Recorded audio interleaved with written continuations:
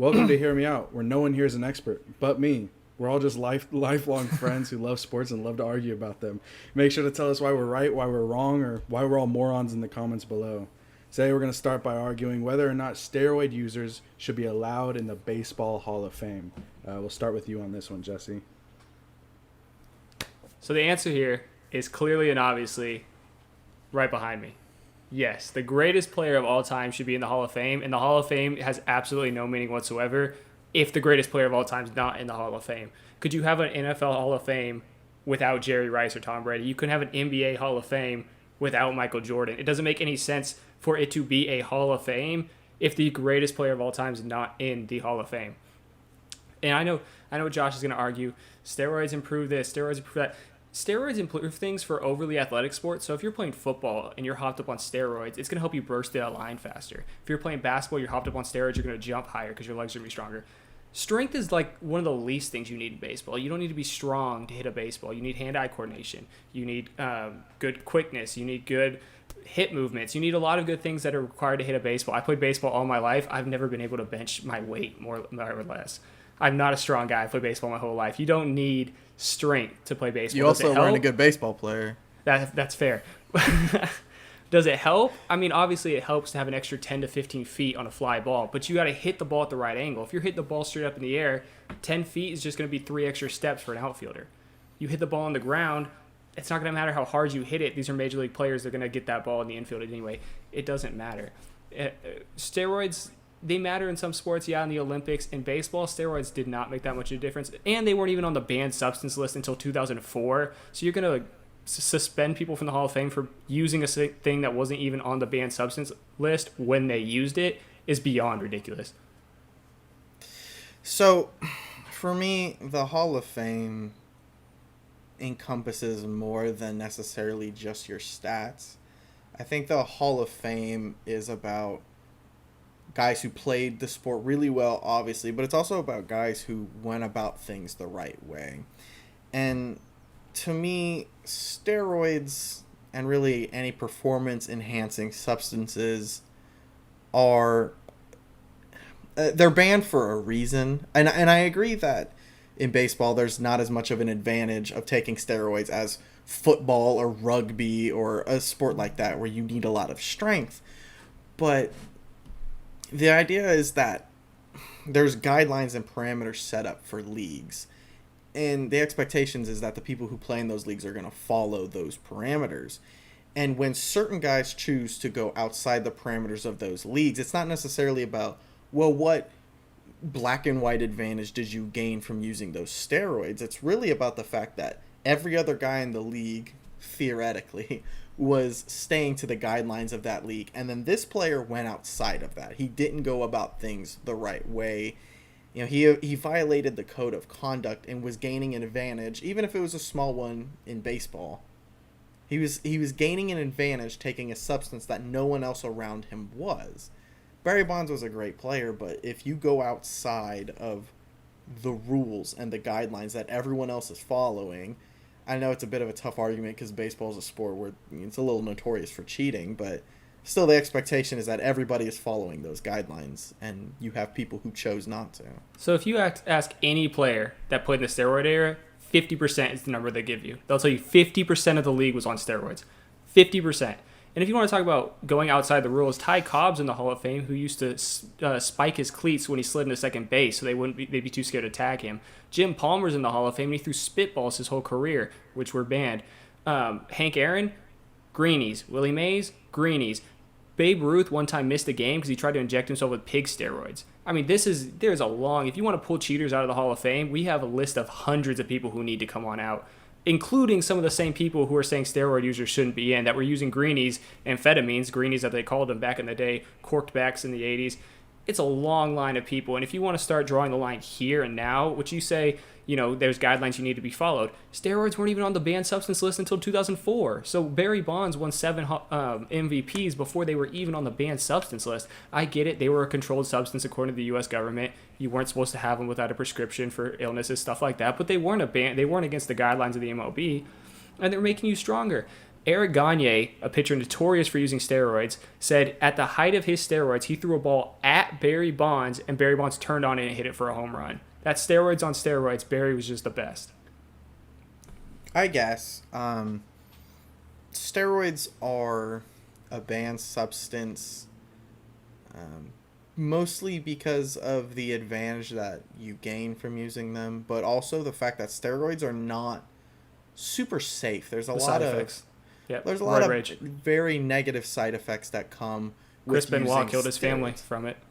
Yeah, I mean, there's been a lot of cases of people doing a lot of not so good things. You know, roid rage, like you said, a lot of other physical side effects that come with steroids. So because of that, there's going to be a lot of people who choose not to take the steroids because of that reason. They don't want to put themselves not at a competitive disadvantage, but to take on those side effects and negatively impact their life for an advantage they're gaining to play a sport. Not everyone's going to make that decision. Some guys will decide that's worth it. I'll absolutely sacrifice my health for, an improvement at the sport I play. Some guys won't do that. So then you're putting the other guys at a disadvantage for not choosing to sacrifice health for performance. And I don't think that's fair. So now you got 50% of guys who are on steroids, 50% aren't. The guys who are on steroids are going to perform better. I mean, we talked about it's not by a lot, maybe 15 extra feet on the ball you hit. You're also going to throw the ball harder. If you're a left fielder throwing it to first base, the steroids are going to help you do that. You're going to run faster, all those things. You're going to be a better athlete if you're on steroids than the people who aren't. And they really were making a healthy, safe choice to not. And the people who decided not to make that decision, who decided that they were going to sacrifice their health to play the sport better, they get an advantage, and then they don't get any of the penalty for doing that. And I know baseball didn't put steroids on the banned list for way longer than they should, and that's really baseball's fault. Because they were benefiting off it. As long as they were getting that money, they didn't care until Congress got involved. Right, which is, it's whole separate conversation maybe of... Which I'm glad you brought that up, because Bud Selig, the MLB commissioner who didn't put on the banned substance list, is in the Hall of Fame. Bud Selig's in the Hall of Fame, but you're not going to let these players in there. And I'm glad you mentioned performing better, because if you read the Mitchell Report, which is the most comprehensive congressional report on steroids, there's over 150 players listed on there. 20 or less were all-star caliber players. 3 of them were Hall of Fame level players: Andy Pettitte, Roger Clemens, Barry Bonds. Out of the 150 on there. So does it give you an advantage? I mean, it makes you stronger, helps you recover from injuries faster. I get it. It didn't make Barry Bonds who he was. No, and before I roid rage, let's wrap this up. Go ahead with your closing argument, Josh. I'll go after you. Yeah, I mean, we've talked about that before, that Barry Bonds wasn't the player he was because he was on steroids. And it is, even a whole separate conversation of should cheaters be allowed in the MLB Hall of Fame? My answer would be no to that as well, which means you're losing like 80% of your Hall of Fame, and I know that. So it's kind of its own conversation, but on the same principles that I'd stand that the guys who threw the spitballs and took the greenies and, the pine tar under the bill of the hat and all that stuff that, on baseball the neck is if you're Luis Severino. Right, or, spiked cleats you're not allowed to have so you can kick the catcher as you slide in. All those things that would rule out most baseball players. I would say they shouldn't be allowed in the Hall of Fame either. And based on that principle, I'm saying that is the same one I stand on. You shouldn't let steroid users in. I get it. I hear it. My problem is especially with keeping steroids out, we're keeping out people who were suspected of steroids use. So Barry Bonds never tested positive. I get it. He got bigger. His neck got bigger. I get it. He likely used it. He claims he never used it willingly. He was never tested positive. David Ortiz, who's coming up, there's a lot of players who have never tested positive that are suspected of using it that are being kept out. So they're judge, jury, and executioner right now at the Hall of Fame voting class. And I don't think that's right. That's fair. I think the caveat that the anabolic steroids are not on the prohibited list until 2004 means during his career he was not cheating. Barry Bonds specifically absolutely deserves to be in the Hall of Fame. I also will say this is a bit of a hot take. Every professional athlete is on some sort of performance-enhancing substance, and medical science has improved. Now that anabolic steroids are no longer necessary to get the same performance-enhancing gains that they used to be. And so every professional athlete currently playing a sport is on a performance enhancing drug that is just as, if not more powerful than anabolic steroids. It's just not illegal. So with that, our next topic is overrated and overpaid the same thing? And we'll start with Josh on this one. So to me, overpaid and overrated aren't the same thing for a handful of reasons. First being, overpaid is a bit of a subjective term to tag somebody with. I mean, how do you quantify overpaid? You know, his stats are only this. Okay, but what does he do for the team that doesn't show up in the stats? So it gets pretty dicey when you're talking about overpaid. And I think at certain positions, like NFL quarterback, for instance, I think they're all overpaid. I mean, they all make so much money, it's ridiculous. It's also the most important position in sports. So can you really call it overpaid? I don't know. It's tough. It's so subjective to me. And I think that's kind of the start of the argument of why I think that overrated and overpaid are not the same thing. Also, in sports, you really have to shell out a lot for the high-level free agents and high-level players. It's just a case. If you want a good player, you're going to have to pay a lot of money for it. The likelihood is you're going to end up paying more than you probably should need to get that player's services, but they're still going to put out a good performance. So they're rated where they should be. They're good football players. It's just where sports are today. You have to pay more than you should have to get them. I agree completely. The problem is how you're rated, which I guess we're defining as how other players' media view you, is determined by what you do on the field. How you're paid is determined by the market. So if you're coming into a free agent season where you are the only big name, you know, center in basketball, left fielder, pitcher, whatever, etc., quarterback, if you're the only player, you're going to get a huge contract because supply and demand. I mean, you're the only one there. You can demand what you want. There's also things that aren't done on the field that determine your pay. Bryce Harper, people love to say he's overrated, overpaid. He's not. But people love to say he's overpaid. He has like the number 2, 3 selling jersey in the league. That's something that also factors into that. He sells tickets. People buy tickets to see Bryce Harper play. So even if he's not playing well, he's putting money into the team by getting people in the stands. They're buying things from the concession. They're buying his jerseys. They're buying his stupid bobbleheads, his commemorative cups. You know, those are things that factor into how much you're paid that have nothing to do with what you're doing on the field. That's another aspect of it that we're not talking about. And you have like Tristan Thompson, for example, terrible contract now. At the time, the Cavs needed a center. They needed a center. He was one of the best that they had available that was realistic for them to get, and that's what it cost to lock him down. So just because it cost X team this much for the player, they need that player more than maybe another team does. The Mavericks need Kristaps Porzingis because they need a big power forward, a big center, a big post guy to pair with Luka Doncic. Is Kristaps Porzingis a max level player? He hasn't been the last couple of years. He's barely played. Do the Mavericks need him? Yes, because what else are they going to get? There's nothing else. They can go get Dwight Howard, but that's nothing else for them to get. So I mean, when you're talking about completely different things with overpaid and overrated.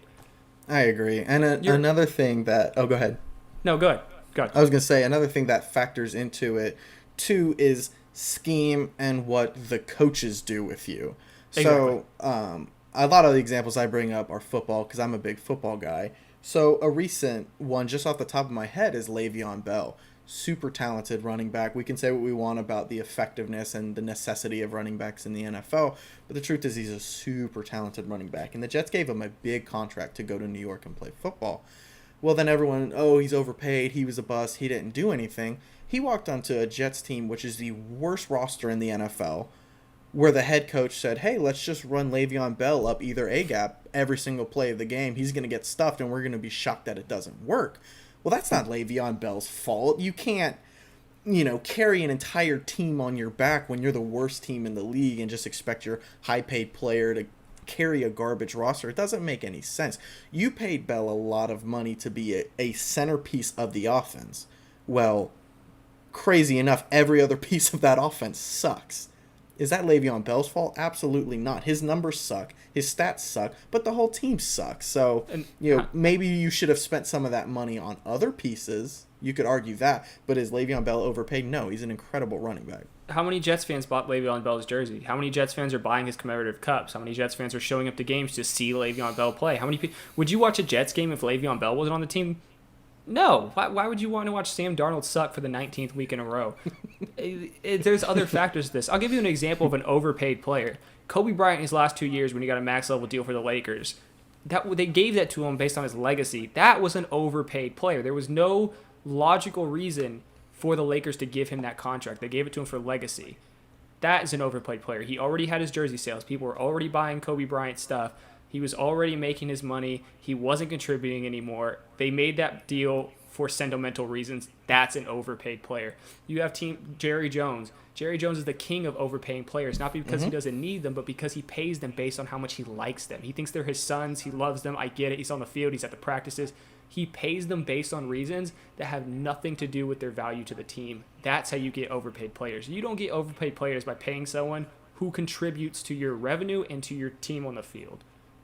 Yeah, I agree. And I think one thing a lot of people grab at when talking about overpaid players is they talk about a guy's stats after he inked the contract of, well, look what he's done since he's paid this contract. And, Albert Pujols is the one that comes to my mind of, they paid that guy so much money. It was ridiculous how much they gave him and a lot of other benefits they threw in his contract. 14-year deal. Yeah. At age 31.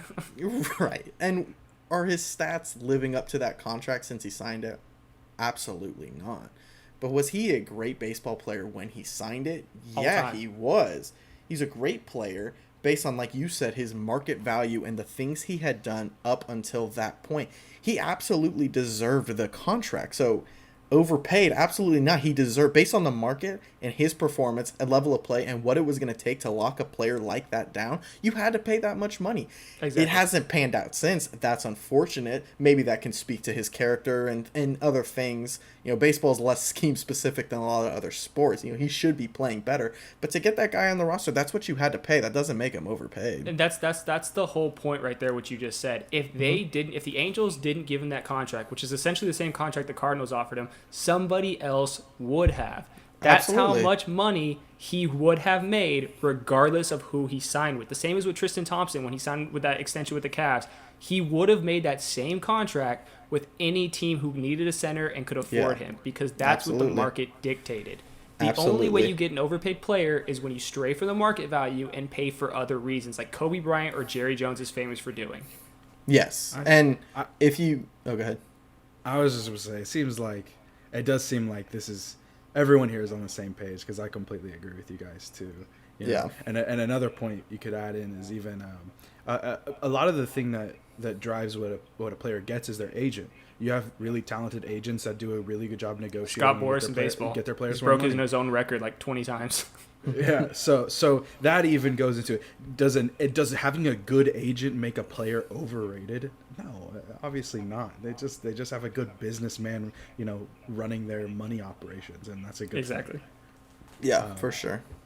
So this next one's not as much of an argument, but more of a discussion of it's a good topic. I like this one.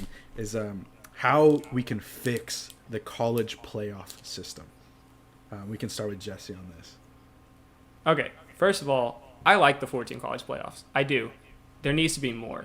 And there needs to be more, and there needs to be set guidelines for making the playoff. If you are just going to allow a room of 25 men to pick the playoff teams, you don't need to play a season. You don't. Why? What's the point? Because they're going to pick the teams they want to see in the playoffs. Alabama could lose 16 games, and they only play 12. And the team would try to that group would try to figure out how to put them in the playoffs somehow. At the least, they put them at number 6. It's insane. Here's how you fix it. 8 teams, no first-round buys. 6 spots go to the Power 6 conferences. Yes, Power 6. American is a power conference. They're better than the AAC. They're better than the Big 12. You win your league. No divisions. Conference. Top 2 teams play a conference championship game. You win your league. You get a spot. 2 at-large bids. 1 that's completely computer-generated back to the old BCS. The computer picks the 7th team. The 8th team, you can have a committee pick. They can put an at-large bid in there. It's going to be Alabama every year if they don't win the SEC. That's fine. but the first 6 teams need to win their conference. It's insane that when the Penn State won the Big 10 4 years ago and didn't make the playoffs and Ohio State did. Then why play the season? Why have a Big 10 championship if the person who wins the the team who wins the Big 10 is not going to make the playoffs, but a Big 10 team does? It doesn't make sense. There has to be set guidelines. Take the Power 6 conference winners, no divisions, because divisions you get skewed conference championship games where you get Duke playing Clemson. Just conferences, top to bottom, top 2 teams playing a conference championship game, the way the Big 12 does it, the way a lot of AAC is doing it this year. And take those 6, 1 computer-generated at-large from the BCS days, 1 at-large pick that a committee can pick. There's your 8 teams. Yeah, I mean, that's definitely a good way to go about it, I think. For me, a lot of it is just about expanding the number of teams that make it and exactly like you said, having some guidelines as to how teams make it. For me, you take your 4 teams and that's your playoff, right? And what I struggle with a lot personally is there a difference between the number 1 ranked team and the number 24 ranked team? Yes. Yeah. Absolutely. Is there a huge difference between team number 4 and team number 5? Almost never. Almost never. So you pick your top 4. It's super subjective. Like you said, you get a bunch of guys who sit down, they watch the games, and they're like, I don't know, I feel like they're 14. A lot of times there's no rhyme or reason. You see teams with 2 losses ranked ahead of teams that are undefeated all the time. Every single season, you're going to see the University of Texas ranked, even though they're never worthy of it. Every single season. It's all subjective. You have to find more stringent guidelines on who gets to be in, and I think you nailed it with winning your conference. That what a great way to say, hey, in their conference, they were the first place team. They're in. Yeah, I don't know how you could argue with that. I mean, clearly you proved that you were better than every other team in your conference, especially if you don't have divisions. If it's just a conference of right. 10 to 12, if you're good enough, you'll win it. That's how it is. Like, right, and some of those teams, Clemson, they're going to probably win their conference, and they also probably were going to be a top 3 ranked team. Those will coincide, but you'll see a lot of other teams. You made a great point with Penn State of everything they did that season said we are a college football playoff team, and the committee for college football looked at them and said, I don't really care, and they didn't make it for no reason. Then they figured people would probably rather watch Ohio State, or maybe even though Ohio State lost by like 34 points at home to Purdue. Correct. Or they decided, well, we just think Ohio State has a better roster, even though they had nothing to go off of that wasn't subjective, like you said. I mean, that was a pretty bad loss, and they kind of were like, did y'all see something? And they put them in anyway, and Penn State's sitting there at home going, we couldn't have done any more than this, and you're still not going to let us in, because it's such a subjective way to put people in. It makes no sense. You have to have guidelines. You also have UCF a couple years ago, too, who went undefeated. Yeah, they played in the AAC. The AAC starting to get more respect now because people are starting FPI. Everything's rating them better than the ACC and the Big 12. But they went undefeated by a lot. They didn't have many close games, except they played Memphis the second time, won by like 14 in a shootout. But they didn't have a lot of close games. You can only play who's on your schedule. They put them in the Cotton Bowl. They went out and blew out, I think it was Auburn they played in the Cotton Bowl, who was Auburn, was close to being a college football playoff team. So why should they not get a shot? And that's my other big point here. If you're going to have 132 D1 football teams, they all need to have a shot at the playoffs. If they don't have a chance, there's no point in them playing. There's just no point. Right. And bowl games are not a consolation prize. Giving them a bowl appearance does not make up for the fact that you never gave them a real shot at the playoffs. The NY6 bowls are not the playoffs. No, they're not. And a big argument I always hear about the playoffs from people is that, oh, well, if you put smaller teams like UCF, what a great example, they're just going to get crushed when they get to the playoffs. So why put them in there?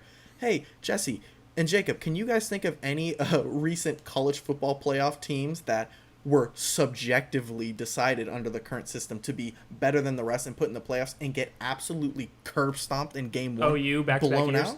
OU, yeah. Back-to-back years. Blown out. They were put there because they were supposedly the best team in the nation, one of the top 4. They didn't necessarily go by conferences or stats or anything like that. They just decided that, put them in there. A team like UCF, no. They're going to get blown out if you put them in the playoffs because they're going to be playing teams that are too good. We got to choose the best of the 4 teams, like OU. Oh, well, they got blown out by 30 plus. Yeah, Twice. or that year that I think it was Alabama Wisconsin that ended 31-0. Right. What was UCF going to do? Maybe at least score a freaking field goal? Like, come on. Maybe I get a think safety, possibly. Yeah, If I get something on the board. I think Ohio State's made the playoffs like the last several years, and they haven't won once. They won 2014 with Cardale Jones as their quarterback. But yeah, So I mean, yeah, that's a and team they also got beaten pretty handily by Clemson last year. Yeah, they jumped out to a big lead and then like didn't score in the second half, and Clemson won in a pretty comfortable margin. Like Josh said, you're getting blowouts every year. Every year, someone's getting blown out. Might as well put the other teams in, give them a shot. Cinderella happens. It happens in the NCAA basketball tournament every year. Cinderella teams happen. Right. It happens. Give them a shot. If you're not going to give them a shot, there's no point in them let them have their own playoffs then, their own national championship. Right, and a lot of it is that sports are unpredictable. That's the beauty of them. That's why we watch them. You watch sports because you don't know what's going to happen. Notre Dame just beat Clemson. Who saw that coming? Absolutely nobody. Without Trevor Lawrence. Still, it was a huge game for them, and it was a super high-scoring game. But you play those games for a reason. You play every game for a reason. March Madness is a really good example of there's upsets almost every section of the bracket. I mean, teams win that had no business winning. It happens all the time in sports. Who picked the New York Giants against the Patriots in 2007? Not many people, probably. Nobody. If this was the college football, they would have taken the Giants out and put someone else in the championship to play the Patriots. And the Giants won. They were 9-7, and they won the game. You don't know. You don't know. Like I said, UCF that year, they got left out. They matched up with, I think it was Auburn in the Cotton Bowl, and they kicked the hell out of them. They did. You don't know. And I mentioned earlier, there's blowouts in every college football playoff, so picking the top 4 teams doesn't necessarily guarantee a great game. So if you put in, say you sub in UCF for OU, right? Maybe UCF still gets blown out, but you're honoring the effort and what they did all season long and putting them there because they earned it. And if they get blown out, okay. But there's no guarantee that your number 4 ranked team doesn't get blown out anyway. Right, and we're expanding the playoffs anyway. So those top 4 teams, if they're good enough, they win their conferences, they're still going to be there. They're still going to be there. We're just adding extra teams that give them a shot. And when you give more incentive for teams to play in the regular season, you make college football better. It's better across the board because teams are playing harder because they have something to actually play for. Every week matters. Every week matters. And if you have to win your conference to make it in, every week matters. Every week's a playoff week. I mean, imagine if you play for Memphis, right? Knowing good and well you'll never make playoffs no matter how good your team is just because the system is so broken. Who cares? Why play? There's no incentive to play if you're a team like that. A perfect example of Cincinnati this past week was ranked number 6. Mm-hmm. They blew out Houston. They fell back to number 9, I think 8 or 9 in the rankings, just because some Big 12 and Pac-12 teams are playing now that are 1-0, and they moved them up ahead of them. Right. It's ridiculous. They've blown out every team they've played. They had a top 15 win in SMU. They blew them out. Their defense looks elite. I'm talking like top 4 team in the country, elite. They don't have a chance. There's not a chance they will make the playoffs this year. They'll never get in. Yeah, I agree that the playoff system is right. It seems pretty obvious to me that all winners of their conference should get a shot at the playoffs. That one seems so blatantly obvious. It doesn't even. It should go unsaid, to be honest. And I also unless think Alabama doesn't win their conference, then you put them in over the conference champion. Yeah, sure. And I also think that helps a lot with recruiting. You don't have these top tier athletes always going to Alabama, Clemson, Ohio Exactly. State. That's a great point. That is a great point. You get them to go to schools that are a little bit smaller. Like UCF keeps getting brought up. If they got like some of the top tier talent that some of these other schools do, they would blow the number 1 schools out of the country probably, because they've been more that's a heck of a successful football than Florida program. and Florida State the past 4 years. By far, they've been the best team in Florida the past 4 years. But they don't get the recruiting because they don't have a shot at the championship. Absolutely, and I think that's a huge disservice. It should be an 18 playoff system. Double it at least, and yeah, I agree with you guys on that. Yeah, I would maybe even be a fan of seeing a 10 playoff or 10 team playoffs and give the top 2 teams a bye. I'd even be okay with that. I understand you get a little bit back into the subjectivity of how do you decide who's 1 and 2, but I would be fine seeing the top 10 ranked teams make it and a bye given at the front end. If Right. not, that's still fine, but expanding it is the biggest thing for That's me. fair. And if you expand it, then I think the committee would be a little more likely to put those underdogs in there, UCFs in there, because when you have 4, they're like, no, we got to put the big name schools in. If you had 10, then maybe they'd put UCF in at number 10, match them up against Bama. But Yeah, I agree. Any last words anyone have? No, I think that's it for me. Look at that. We can agree sometimes. Twice this episode. I only had to pick a side one time, and sorry, And I Josh, won, I just picked to make that Jesse's clear. side on that one. That's fine. But thank you guys, everybody, for watching. If you have any comments or if you disagree with us, let us know in the comments below. We'd love to hear your opinion, tell you why you're an idiot as well. And yeah, thanks for watching. We'll see you guys. So yeah.